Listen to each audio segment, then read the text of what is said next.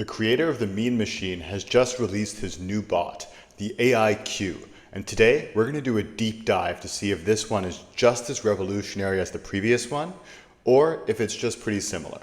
So, Mr. Brandon Autry is the creator of the Mean Machine, and the Mean Machine was pretty revolutionary on the MQL5 marketplace because it was one of the first bots to actually use various large language model like AI models to make trading decisions.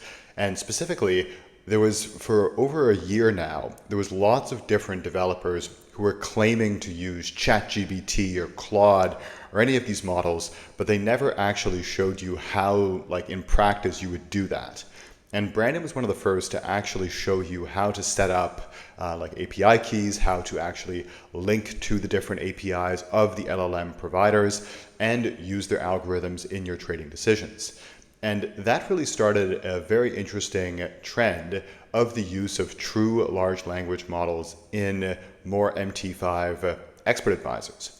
Personally, I have also developed AI models for expert advisors, but I always prefer to use more like locally hosted random forest or more like integrated models in mine. But it was really cool to see somebody finding a way to use LLMs in developing his. There's pros and cons to both approaches, but I thought it was quite neat to see somebody using some more third-party LLMs as more of trade filters. And also, what I really agreed with what Brandon did is he's not asking the model to tell him when to enter. And from my own experience, I found that also made a lot of sense. You don't typically want to use the AI models as a trigger. You want to use them as filters and effectively almost like a confluence. And in his first bot, the Mean Machine, he almost had like an ensemble model, like a voting approach, where he would essentially, like the bot or technical analysis strategy would tell him to make a trade, and then the different like AI models would confirm if that trade was likely to be good. So it's almost like a classifier model where it tells you, hey, this is more likely to be bullish or more likely to be bearish. And if, depending on how many models a user wanted to select, such as, for instance, I want ChatGPT, I want Claude, and I want Gemini to all say bullish in order for me to take a long trade, they would then act almost as a filter or exactly as a filter for the different trades. And he did this in more of a mean reverting context, in the context of the Mean Machine, as the name would suggest.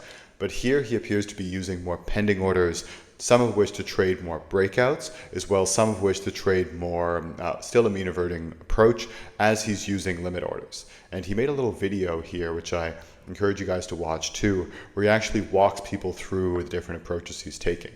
So a lot of my clients at Prosperity Algo are also clients of Brandon's. And they have, like, we chat about expert advisors and different strategies, and I've heard nothing but good things. So kind of not to be biased or not to kind of to sugarcoat it, he's not paying me, so I will say both the good and the bad of this particular bot, but just like anecdotally from his customers, I've only heard good things. So you probably all want to be aware of that. But let's actually try and see what strategies this thing is running. So here he does walk into a bit of detail as to how the AI models work and how the APIs work. But in terms of the technical analysis trading strategy, how it actually decides when to enter a position, there's a few interesting points here.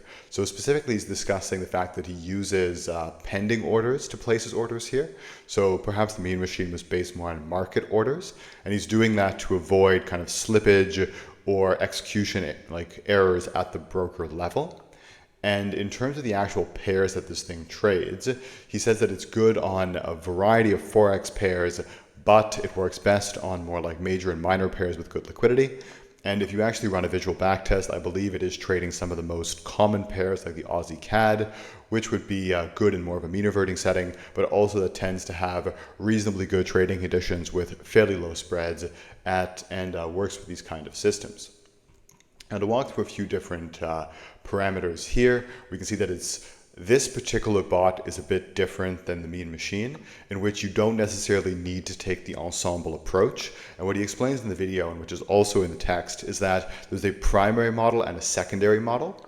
And essentially what the system will do is it will first look for a confirmation from the primary model. However, if there is an issue in accessing that model, like maybe you're not able to access the API or there's throttling limits, etc., it would then revert to your secondary model, and it does this automatically. So I think the biggest difference from an AI approach from the mean machine is that this one primarily looks for one model to make a decision, as opposed to the more like voting approach of the previous mean machine model. And in terms of the actual models which one can use, you can use ChatGPT, so OpenAI, Anthropic, Google, XAI, DeepSeek. So effectively, he's allowing you to test out a bunch of different approaches and a bunch of different models to be able to actually make trading decisions. There's also the ability to use the AI for take profit as well as stop loss, which I thought is quite interesting because trade management is like 60% of your trade, and most people tend to forget about it and they focus so much on the entry. So the fact that he's using this perhaps also to tell you when the trend is now starting to turn, when there would be a little bit more the market conditions are no longer in your favor, then you should close the trade. He appears to also be using that here, which is quite a neat approach, and excited to see how it actually plays out in the live signal. And I venture at the moment it might be a little bit early to see a live signal, but I'm sure he will publish one fairly soon. In terms of the back testing, this is always my biggest qualm with, like, the worst thing about large language model style bots. Frankly, it's really hard to backtest them because ChatGPT won't give you the same answer every single time. And it's even impossible to use web requests from the MT5 strategy tester in backtesting mode. So what he's saying here is like, hey, like, you can run a backtest, and he's being honest with his backtest, like there's no manipulation there from what I can see, but it's not going to look awesome because you're not using 50% of the functionality of the bot, which is fair. Like, I see that. And something to keep in mind, but at the same time, that is a major con against this type of system. And it's why personally I've historically preferred like locally hosted models, just because you can backtest those. You just simply load them into the expert advisor and you can use those. So that is probably the biggest con of this bot so far, is the challenge with backtesting. But I think you can always ask Brandon for some like live trades and broker statements or my FX book link, just to be able to see how it's working. And in terms of the actual strategy, it is placing pending orders, some with a mean reverting nature and some of which with more of a breakout nature. So let's now move over to MetaTrader, where I've taken the liberty of downloading the expert advisor and running a quick backtest. And here I ran it on the Euro USD. So I did not pick this period. I just picked a random, roughly 1 year backtest and press go. And what you guys can see is that the backtest is not great, right? Like, obviously this is a martingale grid style system with an additional filter, and it does ultimately hit the equity stop loss.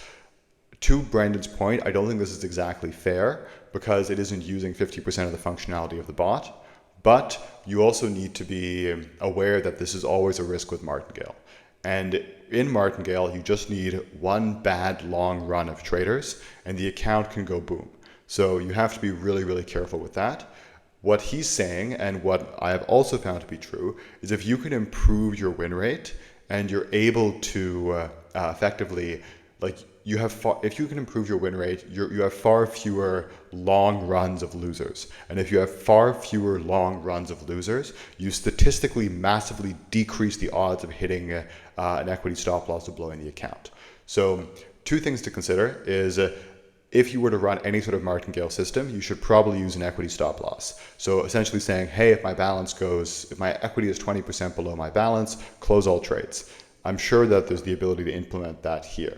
Second of all, while I strongly believe that the performance live is going to be a million times better than this, you should also be very much aware of the risk of martingale and the fact that even if you have the best martingale in the world, there's still always the risk of a run in a black swan event. So the two knocks against this bot, I think it's a great bot. I think Brandon's a really good guy and really takes the time to make good bots. And I've heard nothing but good things. But the two risks with this bot are hard to backtest, and it still relies on martingale premises, which is a bit more challenging. So I said I'd highlight the good, but I'd also highlight the areas that one should likely consider, but not to knock the guy. And here there's the different things about the stop loss take profit. AI recovery, lot size, drawdown. So yeah, here you can use, there is like an equity stop loss here, right? There's a margin limit, and that's great. So I think this is still a very good bot. Just make sure that if you run it, it would be rather wise to turn on the drawdown management so that you have an equity stop loss. But apart from that, still very good. Like realistically, you're probably never going to blow the account provided you use an equity stop loss, or you just kind of step in and make sure it turns off if it's going too low. But let's now run ourselves a visual backtest so that we can see how it's trading. It's trading a lot of the mean reverting pairs, but I think he's also using it in both a more of a mean reversion and a breakout based approach. So I venture that the trigger here is something to do with one of these oscillators, probably the RSI and or the standard deviation indicator. Those are the primary ways that he's deciding to place pending orders. But then he is actually entering he's entering with the pending orders, and he's using the AI models as a filter. So some ways, like I think he does like to use indicators more as his trigger, which is very viable and a very good approach, especially because he's introducing the sophistication, not so much in the technical analysis, but more so on the AI approaches. I would say he's likely deciding when to enter using an oscillator, and his exact entry is based on pending orders, be it either limit and or more of a buy stop or sell stop. And we can see that it's like sell stop, sell limit, sell. So yeah, that's all very honest. He does not, like, this looks like a truthful system. The back test is honest, it's running nice and quick. So all good there. And the points of consideration I previously mentioned, but in terms of my overall wrap up, this seems to be like another really cool bot from Brandon. I think there's a lot of potential here. Just always use an equity stop loss and martingales. Overall, I think this is really an exciting system, and looking forward to see how it develops and get even more feedback from some of my customers, because they've told me to check this out and they've said it looks really cool. Guys, leave me a comment. Have yourselves a great day.